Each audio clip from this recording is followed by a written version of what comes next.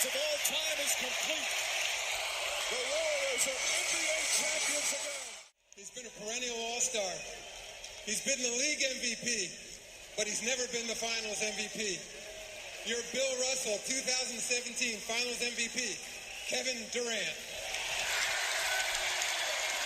Kevin, your basketball resume when you arrived here already read multi-time scoring champion, NBA MVP. But now it will read NBA champion and finals MVP. Why are those things important to you? It's a team sport, and you want to achieve the highest honor in the team sport, which is winning a championship. And to do it with these guys is amazing. In front of these fans, man. You guys were great tonight. We needed it. We're champs now. I appreciate it.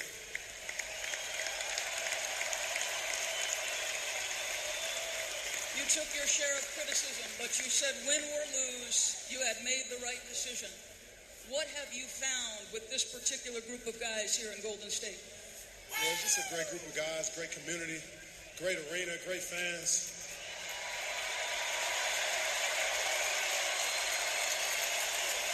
I'm just so happy to be a part of it, man.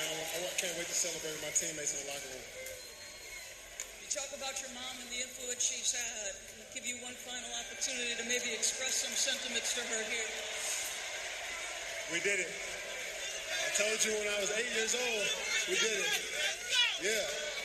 Congratulations.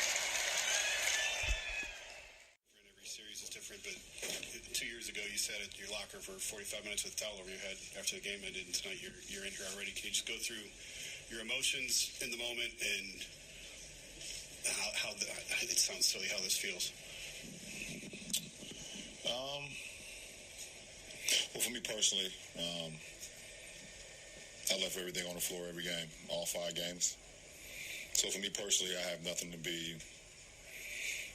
reason to put my head down. I have no reason to look back at what I could have done or what I shouldn't have done or what I could have done better for the team. I left everything I had out on the floor every single game for five games in this finals, and you come up short. So, I mean, it would be the same if you feel like you wrote the best column of your life and somebody picked another one over you. How would you feel, Jason? So, you wouldn't hold your head down, but you would be like, okay, this is just not my time. So, Golden State is a worthy opponent. Obviously been the best team in our league for the last 3 years, the best team this year.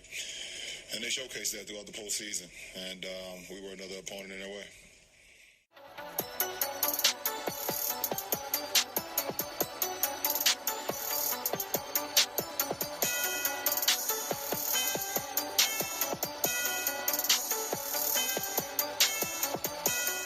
It is that time of the week again. Welcome to the 19th Dispute Sports Podcast Show. Thanks for tuning in, everybody. I'm your host, Kyle Neumann, joined by my good friend and co-host Rhett Hensley, as well as new guest to Dispute Sports, my brother, TJ Neumann, the realtor himself. We're live from Queen Creek, Arizona. Thank you for joining us today, TJ. How are you doing? Rhett, how are you doing? I'm doing pretty good. I'm just hanging out here in this rainy day, off work, and, just chilling. It's what about great you? to have you back, buddy. You were on vacation Thank you. with TJ. I was, and now you're on vacation with TJ. Hey. How exciting. Hey, TJ, it is How's exciting. it going? How are you doing, buddy? I'm doing good. I appreciate you having me on the Dispute Podcast Show. I had a great vacation with Rhett, and now having a great vacation with you, Kyle. So it's been good. It's hot here. It's a hot one. Yes, it is. We played some golf today. That was awesome as well. Congrats on the win. And do you guys have a Vegas story or a San Diego story that you would like to share with the listeners? I do. I have a great story for San Diego. It's embarrassing for myself. Okay. We decided to go hiking, and Rhett and our other buddy Nate, they showed me up. I can't lie. They showed me up. How Rhett so? himself. Well, see, they forgot to tell me that we were going hiking before we did. So I wore pants and a long sleeve, and my calves were burning. And Granted, we were in California. We were in California. That is true. It was a little rainy, but we started going up the mountain. It started getting hotter and steeper, and I had to quit on the hike, so I let them go. Hey, well, we got plenty of pictures of you down there. That's great. They sure did. They sure did. Oh, only you, TJ, and that sounds like something Mr. Rhett Hensley would do. Unbelievable. Well, hey, it's great to have all three of us together here. We have a loaded show today. TJ joining us for the first segment of the NBA playoffs, so let's get right into them. We have an NBA champion. Golden State has won their second NBA title in 3 years after defeating LeBron James and the Cleveland Cavaliers last night in Game 5 in Oakland, 129-120.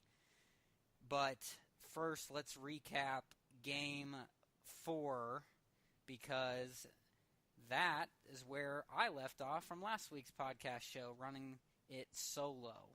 Game 4 was Friday night.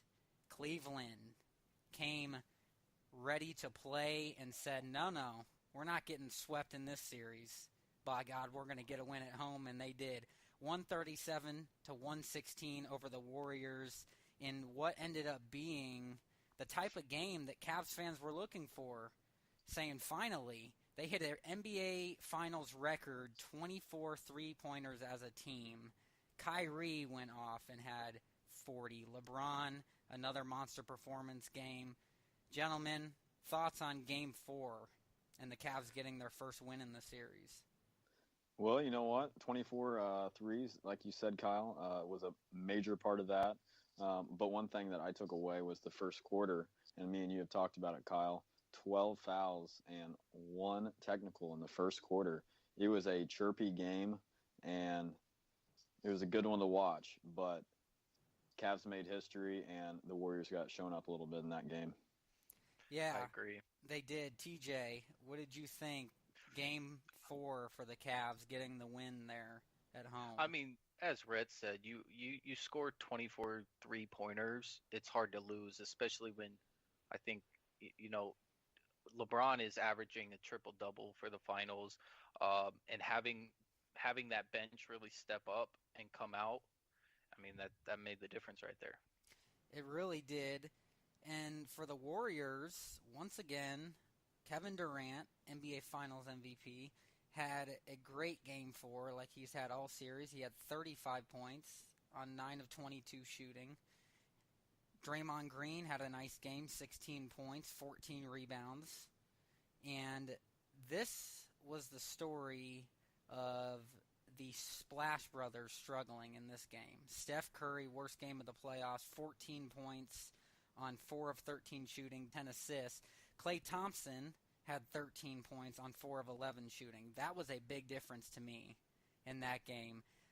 I think they were due for a bad game, the way they had been playing. Kevin Durant had really been carrying the load. It was a bad game for Curry, though, but you have to credit the Cavaliers. They played good defense against the Warriors in Game 4, and they came out ready to play, and this time they outshot the mighty Warriors. Bench production. It's hard to beat a team, and if you score 137 points, even if you are the Warriors, you don't see teams score 137 points very often. No, and especially in the finals, and that's pretty impressive. Yeah, it really is. And the Warriors hit 11 threes themselves, but you're talking about a Cavs team that doubled them in three-pointers. Pretty hard to win a game. And I think that, in the end, that's basically the storyline, was the fact that the Cavs came ready to play. Irving again, 7 threes, 40 points he had. LeBron James, he had himself another great game with 31 points, 10 rebounds, 11 assists, triple-double machine, and they got a win in the series. So the question was, gentlemen, last night, would they not just get in the series, but would they make it a series and bring a Game 6 back to Cleveland?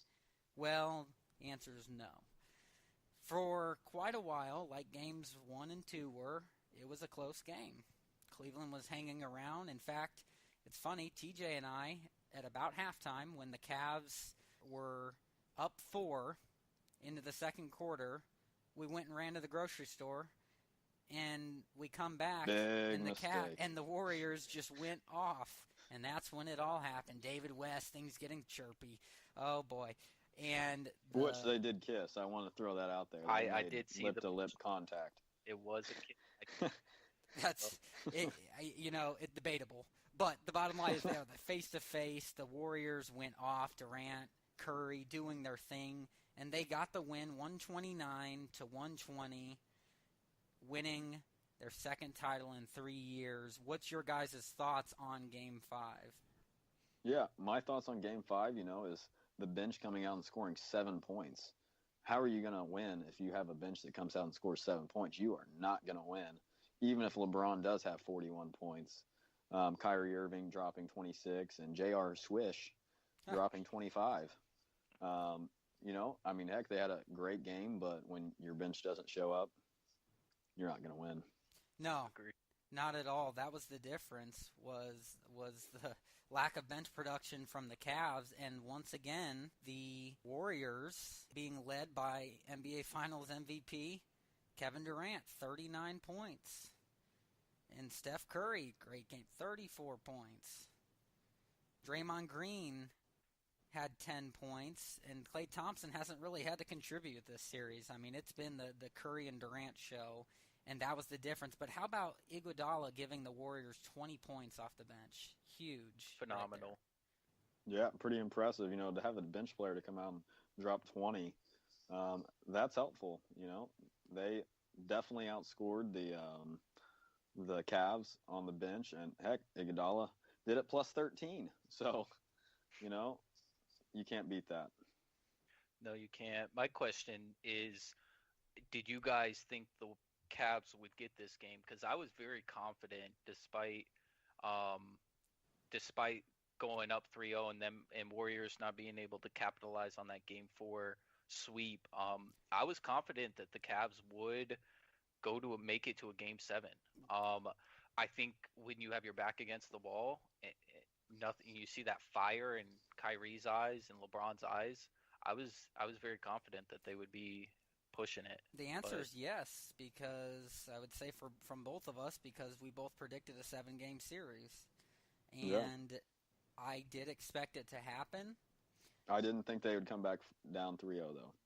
I did not think that. Yeah, that changed the whole prediction. The 7-game series sure is different whenever the Warriors win the first 3. So, yeah, in essence, the way the game was going, you would have thought, yes, LeBron's going to pull off some magic here and lead this team. But again, we have to go back to that lack of bench production.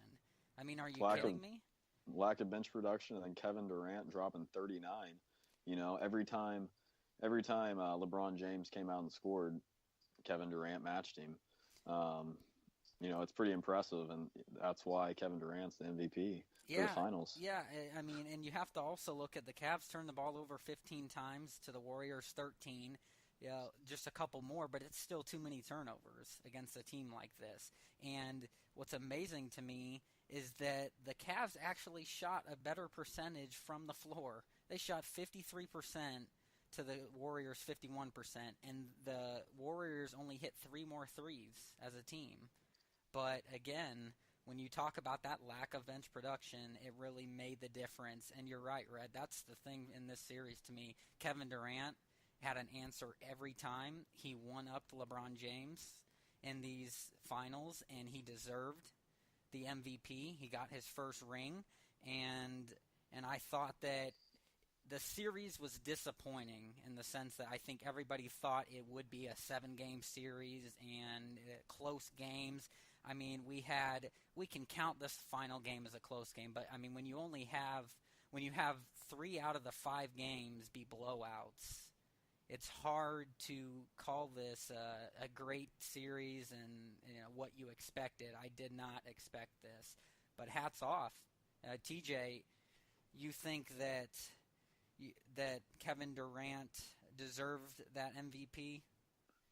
I do. Obviously, if it wasn't him, it was going to be Curry. Um, but Durant showed up. He took charge when he needed to, was able to be a proficient scorer, and that's what they needed because LeBron was going to score. LeBron was going to get possession of the ball. He was going to get down to the paint where he thrives, and they needed someone other than Curry who can pull up for the deep three, but as we know, it can get a little shaky. They need someone who would drive and hit the three, and that's Durant. I mean, Durant's an unstoppable force. Very looking forward to this team. I was telling Kyle in the next few years and seeing what they can do. I don't think any team can contest the Golden State Warriors in their current state, especially coming off next year. They'll be coming off this win. Phenomenal work. No doubt. So, I a have couple one stats. question. Go ahead and add it, Rhett, and then I'll add a couple stats and a final question. I have a question for both of you, actually. With LeBron James having a 37% winning percentage in the finals, does this mark anything for his history book, guys? It's so funny that you say that. You read my mind, Rhett. That is exactly where I was going with my question. In fact, I'll put it a different way. LeBron has now lost 4 out of his 7 finals appearances. So, piggybacking back off Rhett's question, we'll all chime in. Does everyone think that should play into his legacy? You asked first, Rhett. TJ's the guest. TJ, you go first. I do think it will play into his legacy. Again, we were talking about this last night. Kyle and I had a great conversation about the type of legacy versus Durant. Obviously, everyone was comparing Durant versus LeBron, and I think LeBron, as you hear in the news, is chasing a ghost, and obviously that ghost is Michael Jordan, and he can't compete at this point. I mean, I think he's lost too many times, and he hasn't performed when he really needs to and has the opportunity to. You got to close out those final games. I mean, that's where the whole season comes down to, is those final games, and losing like that, just legacies not acceptable. No, exactly. Legacies are made that Michael Jordan, who everyone is comparing LeBron to. I know in this series it's Kevin Durant, but overall, you talk greatest of all time, it's Michael Jordan. And what did Michael Jordan do? He went to 6 NBA finals and he won all 6 of them. That is a legacy that goes in the record books as the greatest player of all time in my mind. I will say, so yes, the answer is I think it does and should play into his legacy. However, do I still think, though, that will tarnish him as a Hall of Famer and one of the greatest players of all time? No, because he is. But it does, in my mind. You go with the argument, who would you take, LeBron or Michael? I'm taking Michael. I'm taking the one who went to the finals every time and won. So that's my answer. What about you, Rhett? I can see it from both sides, but also I don't think it's going to hurt his legacy as much as people think. I think he's going to go down as one of the greatest to ever play the game of basketball. But, also being 3 and 5 in the finals. Do you think it's not because, a great look. Is part of your answer for that because of the type of team he has lost to now? Yeah, it's because the type of team that he lost to, 4 superstars against 3, it might have put him over the edge. But, I think that, LeBron had it coming, one super team to another, and the better super team got him. Agreed. But, he definitely carried that team in this finals. So that's one of the reasons why I do not think it's going to put too much, not going to tarnish his legacy too much. Yeah, and I was telling Kyle that I think I would take LeBron on versus Jordan, as a matter of fact, because I think LeBron is the most physically gifted basketball player we've ever seen. The speed, no doubt. The size, the endurance. I mean, it's crazy. All LeBron needs to do is learn to focus in that fourth quarter and close out the game. He can score. I saw he averaged a triple-double in the finals, and he didn't win. I mean, how do you do that? it's because you don't close out. You know, it's unfortunate, but LeBron, again, I don't think it will affect his legacy as much as we think. But when you're comparing to Jordan, I mean, 6 for 6, you know, it's a hard comparison. Michael Jeffrey Jordan. That's right. Hey, you know, future Hall of Famer for sure, will be one of the greatest of all time, but has now lost to the Warriors 2 out of the last 3 years. The Warriors, by the way, with this title this year, went 16-1 in the playoffs. That's just unbelievable to me. I don't think we will ever see as dominant of a team in the NBA ever again, or have we in the past, as this Golden State team. And we were talking about this too, TJ, to wrap it up here. So Kevin Durant, NBA Finals MVP, 35 points per game. He shot 47% from three-point range. Unbelievable. We talk about, okay, everyone's looking ahead to next year. The Warriors are already massive favorites. If they do it again, we're talking 3 out of 4 finals. A finals, they would be 2 in a row, but this would be not only would it be Durant's second, but it would be Steph Curry and Klay Thompson's third title. They would have caught LeBron already. To me, man, now you start talking, okay, and if Kevin Durant gets that second, maybe he is surpassing LeBron James, and a lot maybe has to do with the age, but it's just, to me, that's pretty incredible. We're talking about a dynasty, in other words, with this. Yeah, Golden and State you know, Warriors one last thing. People talked about him just hopping on the Warriors. And, you know, like KD said, you know, check his numbers. He didn't just hop on in these playoffs. He took over and did his part and led the team. And, you know, I think that he totally fit in with that team and he did his part, like everybody's questioning him doing his part. And moving forward, the real question is, for the league in general, who's going to be able to compete with Golden State? I mean, ever since last year's final, we all knew that the finals would be Cavs and Warriors. So what does the rest of the league do about this? How do you compete with this team? That's what I'd be curious to see how drafts go and whatnot, because, I mean, what do you do? That's a very good point, and that does it for the 2016-17 NBA season. Golden State Warriors, the champs. TJ, thank you so much for joining us for the NBA Finals segment today on Dispute Sports. We will for sure have you on again, and you get some work done, Mr. Real Estate Agent, and you and I will go enjoy the pool and whatnot. Absolutely. I appreciate you guys having me on the Dispute Sports Podcast. It was a pleasure. I listen every week, and gotta get back to work now. So I appreciate you guys having me. Hey, we appreciate it. Thanks for coming on. Right. Thank you. A turnaround shot that rattled wide. Subban, one more try, deflected over the net, and the Pittsburgh Penguins again are the Stanley Cup champions. Nashville, you have been awesome. Music City is clearly a hockey city. How about congratulating your Predators and the Penguins on a great Stanley Cup final? For only the third time, the Conn Smythe Trophy is being awarded to the same person 2 times in a row. Sidney Crosby, you are the playoffs MVP. All right, Rhett Hensley, it is now time to transition to a series that you nailed in a different sport, the Stanley Cup Finals. We're talking hockey, and I guess it wasn't the Preds' destiny to win it this year. It wasn't. Because too much Sid the Kid Crosby and Pittsburgh Penguins as they take down the Predators in 6 games, like you predicted, in Nashville to win their second straight Stanley Cup final.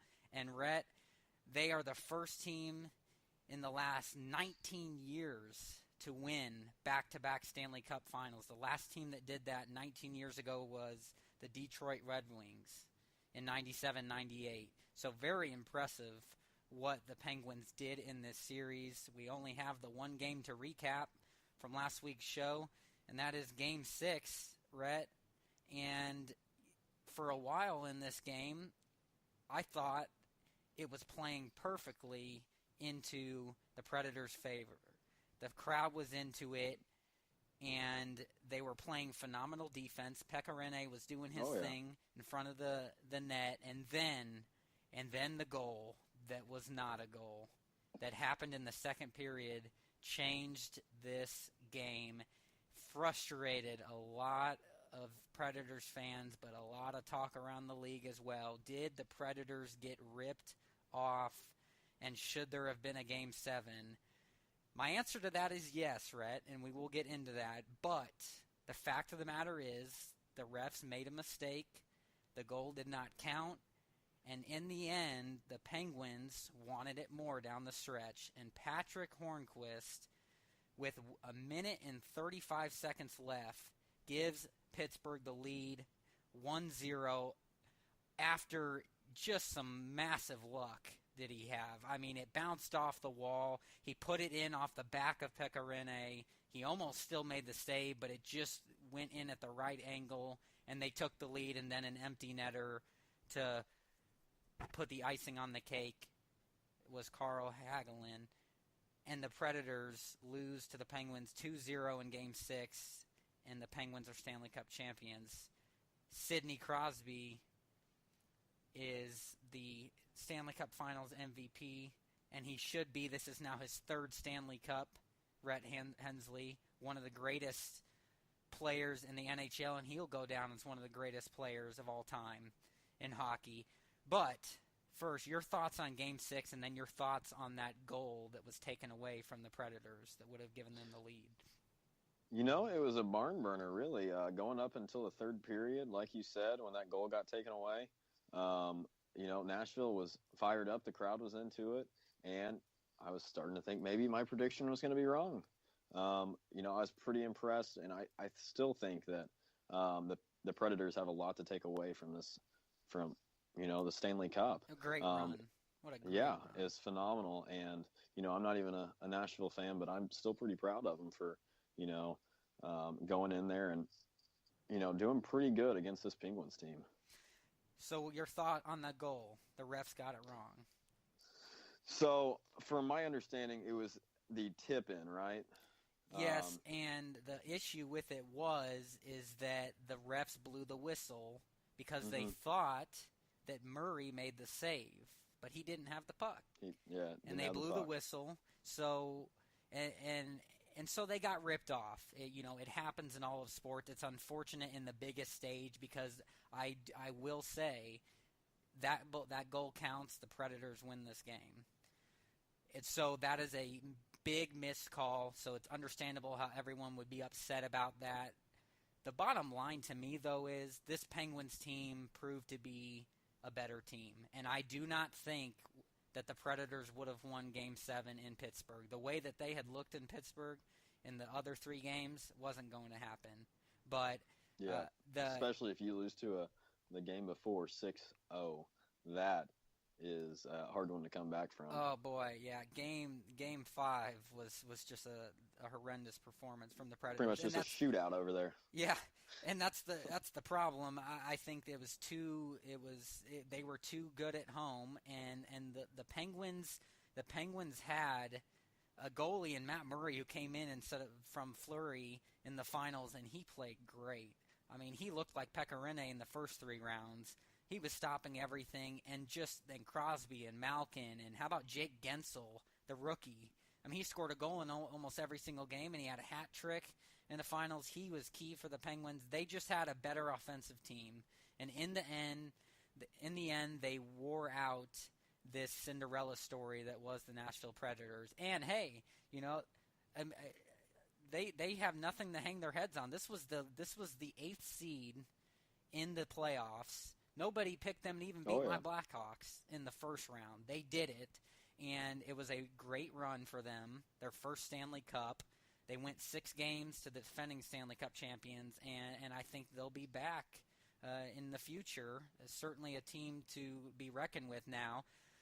Like you said, I'm not a Nashville fan. Obviously, I'm a Chicago fan. You're an Anaheim fan. But I respect what the Nashville Predators did. I was cheering for them because they did beat my Blackhawks. But it was a good run, good story. And in the end, hats off to the Conn Smythe Trophy winner in Sidney Crosby and the Pittsburgh Penguins. Yes, sir. I mean, talk about a dynasty that's now being created. I mean, this is 3 cups for the Penguins in the last 7-8 years, just like the Blackhawks. I mean, we're talking next year. Are the Penguins going to three-peat? I mean, it's pretty impressive to talk about. I think that they won't be going anywhere. That's for sure, Rhett. But what a great series it was, and really just the difference was the great goaltending in the finals by Murray and just the offensive firepower from the Pittsburgh Penguins. And yeah, for sure, Kyle. And one question, that you were probably going to ask, but is Sidney Crosby going to go down as one of the greatest, if not top 5? He will. What's your thoughts? Absolutely. He will. I'll tell you right now, he's close there in my mind already. You talk about the Stanley Cups with 3 already, and he may have more before his career is over, but just the talented player he is. He absolutely will go down with the greats of the Gretzkys and the Bobby Orrs, and I believe like my Blackhawks and Patrick Kane or Jonathan Taves, and yeah, absolutely. He deserves it. He deserves to be in that conversation, and I think when his career's all said and done, definitely a first ballot Hall of Famer, but he may have more cups in the future. He is getting up there in his age, but I think that he may have unfinished business. But even if he doesn't win another Stanley Cup, I think his legacy is submitted, kind of like we were talking about with LeBron James. I think he has submitted his legacy. Yeah, I like it, Kyle. One thing that I saw from Sidney Crosby throughout this playoffs, he had a little bit of a bad run with some injuries and stuff like that, but he was able to prevail and come through and finish out and win the Stanley Cup, which is impressive. Yes, it is. He's a tough player. It was a tough series, and guess what? A wrap on the 2016-2017 NHL season. Pittsburgh Penguins, back-to-back Stanley Cup champions, first time in 19 years, and that means, Rhett, you know what that means. That means we get to look forward to next season, and my Blackhawks and your Ducks. Exactly. The one thing that sucks about the summer is all my favorite sports end. I know. It's tough. So now we got to wait and we get the individual sport, right? So, golf. Yeah. Which golf. We are about to transition into here. But first, we have a tradition unlike any others. No disputing. And I will kick it off on this week's show, Rhett, and we're sticking in the NBA here. That's where I'm going with this one. There you go. So my no disputing fact for today's show is only 72 players in NBA history have attempted more free throws in their careers than the 5,317 Shaquille O'Neal missed. Holy shit. Yeah. So let me say that one more time. Only 72 players in NBA history have attempted more free throws in their careers than the 5,317 Shaquille O'Neal missed. That's a little mind-boggling to me, Rhett. That's pretty awesome. That's an awesome stat that you hit us with. Yeah, not so awesome for Shaquille O'Neal, yeah, not so who awesome couldn't hit water if he fell out of a boat. But I tell you what, that is not a statistic he should be proud of. But he has the rings, 4 to be exact, to show for. So I guess it's all right for him. But yeah, It's pretty unbelievable. Hey, kudos to those 72 players that have had more free throw attempts than those misses. I mean, what an awesome thing you can tell people. Oh, I hit more free throws than Shaq missed. Exactly. And people will be like, oh, well, congrats. No doubt That's about that. not impressive. Exactly. So, Rhett, that is mine. What is yours? Shock me and the listeners. So I am heading over to the PGA Tour for this one, and I am going to bring a stat out for Dustin Johnson. Who's Dustin the stud? Johnson. He is one. has had at least one win in his first 10 seasons, tying Tiger Woods, Jack Nicklaus, and Arnold Palmer for the only players to do so in PGA history. Wow. So I will repeat that back. Please, that's great. Dustin Johnson has a win in his first 10 straight seasons. Tiger Woods, Jack Nicklaus, and Arnold Palmer are the only ones to do so in PGA history. That is incredible right there. That's some great company to be in. Yeah, Greatest and golfers of all Dustin time. Johnson, 310 yards. No wonder the man's wins. No kidding. I tell you what, that is a great statistic. Way to come with the fastball, Rhett Hensley. I love it. And that's a perfect segue into our last segment. We're talking the U.S. Open. That's right. The 2017 United States Open Championship will be the 117th U.S. Open. And that will start this Thursday, running June 15th through the 18th at Erin Hills in Erin, Wisconsin, northwest of Milwaukee. This is the first U.S. Open in Wisconsin. It is also the fifth, but it is also the state's fifth major championship. So first U.S. Open in Wisconsin, but the state's fifth major. Tell your grandpa to go over there and watch it. That's right. And I tell you what, he just may. That'd be awesome. Yes, it would. And here's another stat for you, Rhett, before we get into this. This course will play over 7,700 yards, the longest major ever. That sounds fun. Sounds like they're going to be in for a treat. It sounds terrible for us. Can you imagine us playing? We need a nice executive course. Yeah, we'd have to tee it up a couple times in the fairway. Yes, we would. Absolutely. We love those par threes and, well, I love the par threes. You like the par I like fours. a nice short par five. I'll take it. I'll take Yeah, that. you would. But nonetheless, the longest major ever will be this U.S. Open at Erin Hills. And so that gets us into the talk of who we think is going to win it and who has the best odds and predictions and whatnot. And a little side note, not only are we going to be without Tiger Woods in this tournament, who's You struggling. were going to say what I took it right out of my mouth. Oh, man, Rhett, sorry about that. Hey, Tiger Woods is dealing with some far more important issues off the course than playing golf right now, unfortunately. So he will miss the year's second major. And we may be without my other favorite golfer, Phil Mickelson. Phil. He's on the edge. Why would you all ask that he is on the edge? Well, because his daughter, Amanda, is going to be graduating from high school, and she's giving a speech a couple hours before his after-9 tea time on Thursday. And I'll tell you an interesting thing, Rhett. He might just be able to make the 2,000-mile journey after all if her speech finishes in time and there's a rain delay or something crazy. He has not officially ruled out that he can make it for his tee time depending on what happens with the weather. So I say to you then, Rhett, what do you make of this? Will Phil Mickelson be able to make it after all? Well, I think it's kind of funny that he's trying to make it. Wrap it up.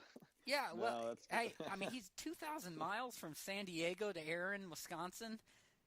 Yeah, that's going to be a hefty flight, a couple hours. But, he better hope for that rain delay. No kidding with that. And the funny thing is, he told CBS, he said, I need a 4-hour delay. And then he said, it's funny because he's planning it. He's really praying for this. He said, I need a minimum 4-hour delay, most likely. That's the way I kind of mapped it out. I should get in the air right around my tee time. It's about a 3-hour, 20-minute flight.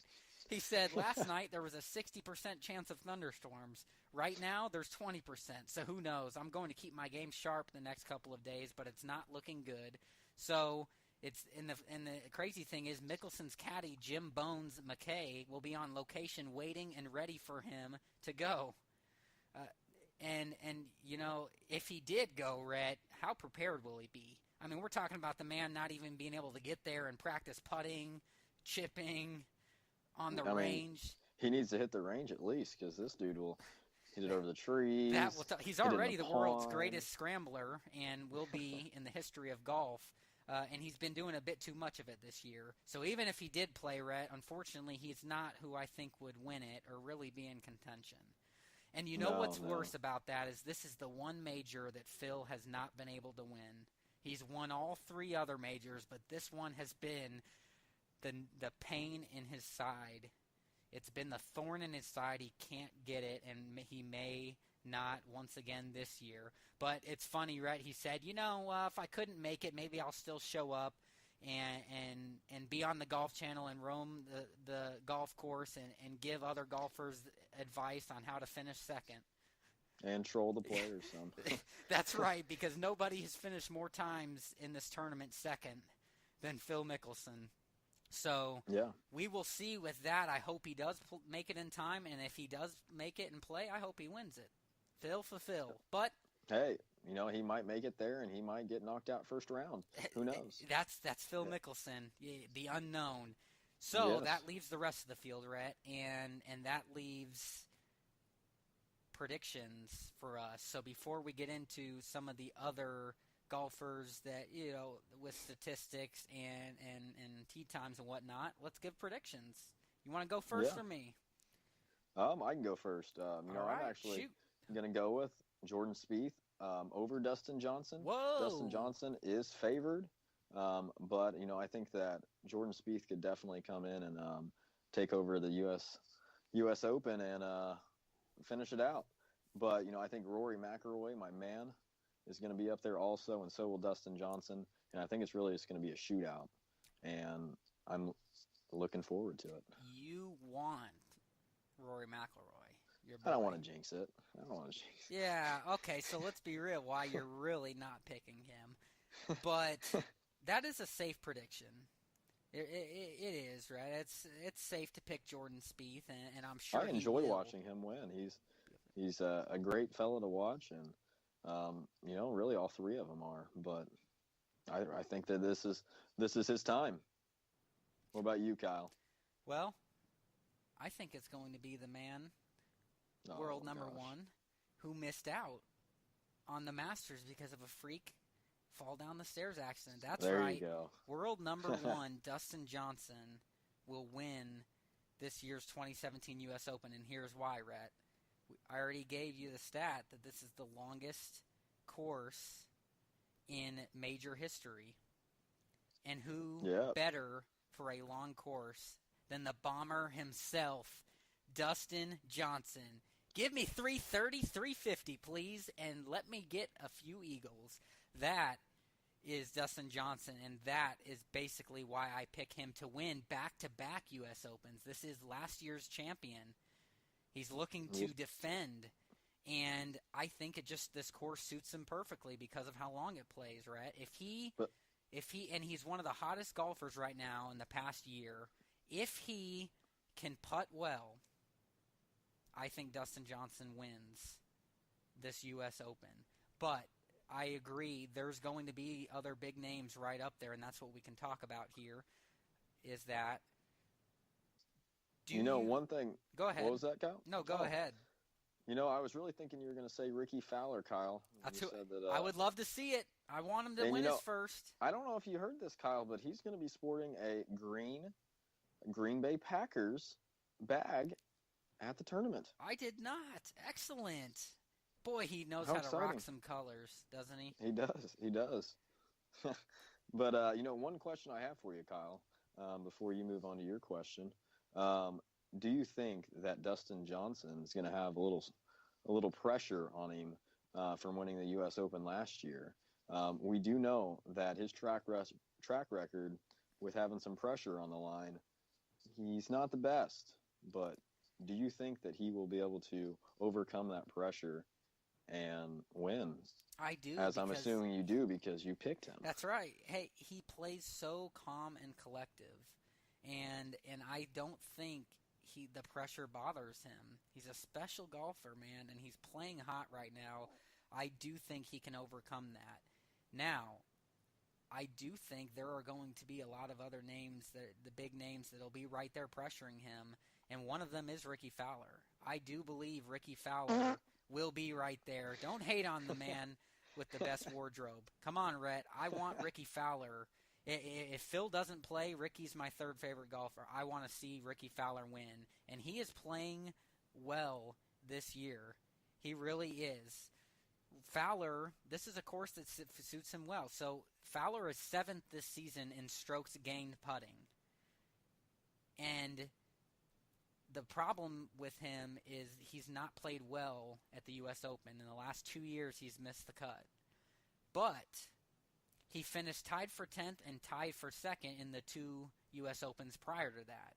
He has missed 3 cuts this season, and he's had a tied for 60 finish, not just 1, 2 in the last 4 events he's played. So he's struggled, but I think that this is a course that suits him well, and I think he will be in contention there.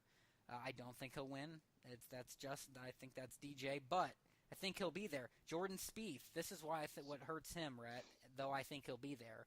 He's not been the same putter as he was last year when he was dominating. Spieth is 40th in strokes gained putting on tour this season. That's not great. You're going to have to putt the ball well on a course like this that's so long, because it's probably going to take these guys, quite honestly, on some of these long par 5s, it may take them 4 times to get to the green. They may be having some putts for par, especially if they can't hit fairways, because the weather, right, that's another factor. It's looking like the weather is going to be a chance of thunderstorms kind of all weekend, hit or miss. So I think that'll play into it. For sure. And, Kyle, I want to go ahead and throw out the little standings. Dustin Johnson sitting at 2,270 points with 3 wins for the season. And Jordan Spieth is sitting at 5 with 1,459 with 1 win. And Ricky Fowler's right behind Jordan Spieth. So incredible. It's incredible. Maybe it's his time. That it will be great to see. Before we wrap it up here, Rhett, do you think that the Masters champion, first-time major champion, Sergio Garcia, will be in contention? No. I don't put too much into Sergio. Granted, I said that last time, and he ended up winning. You did. But Sergio, I don't know. He's got to show me something. I don't think this course suits Sergio well. I do not I don't think so. Most courses suit him very well because he usually tanks at the end. So, he won the Masters, and, it's very, very impressive. But do I think that he's going to grab a second one this year? I do not. Well, I would expect Jason Day to be right up there. He has 4 top 10s in the last 5 years at the U.S. Open. So I think that he will be there. He's not played great this year, but because of the length of this course and how he hits it, I think he will be another one that can cream it. Yes, absolutely. Rory, because he can cream it, I think Rory will be there. But Rory has not been playing great, Rhett. He hasn't. He's hung around. He hung around in the Masters. He's hung around in some other tournaments, but he's not played great. Rory's going to need to play great and look like the champion of past to have a chance here. And I think Justin Rose, the runner-up at the Masters, he's played very consistent. He seems to play very well in the majors. I can see him being right there for sure. So, with that, Rhett, as we wrap this up, who is your long shot to win this tournament? You've got your prediction, but if you had to pick a long shot, who is your long shot to win the U.S. Open? Who's my long shot? I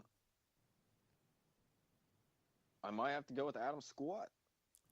The Australian. Yeah, the man can kill the ball, and I think that that's going to play to his favor.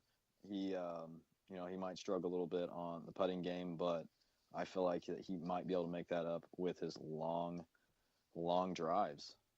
He's got the long ball. He does. I can see that, and he's played pretty well in the majors in the last several years. So I can Kyle, see who is my your long shot is the young 22-year-old Spaniard, John Rahm. John Rahm has been playing some phenomenal golf lately. I think that he plays until the very end and keeps it close. Don't think he wins it, but I think that he is my long shot, who it wouldn't surprise me if he did because of how well he's playing, the young 22-year-old. So that's my long shot. We have our predictions. We'll see how those go, Rhett Hensley, but that does it for the 19th Dispute Sports Podcast Show. Hard to believe that we, with next week's show, will be 5 months into this, baby. It's crazy. And now that we are over with the finals and Stanley Cup, we're going to be transitioning into more topics. Yes, we will. We will have some disputing, my friend. For sure. And I'm looking forward to it. We'll have some topics to dispute. Absolutely. Looking forward to it. Me too. That does it for today's podcast. Thanks for tuning in, everybody. Don't forget, you can now subscribe to our podcast on iTunes and have every episode available to you as soon as they are posted each week, right on your smartphone or tablet. You can also catch all of our podcasts on our website, DisputeSports.com. Follow us on Twitter, @DisputeSports1, @KyleM Neumann, @Rhett Hensley, and like and follow our Facebook page, @DisputeSports. Until next week, remember, Dispute Sports. Anything sports, anytime, anywhere. Have a great day. Enjoy the U.S. Open, everyone. Kicks off Thursday. And Rhett Hensley, you stay well. I will. Thank you for listening, and have a good one.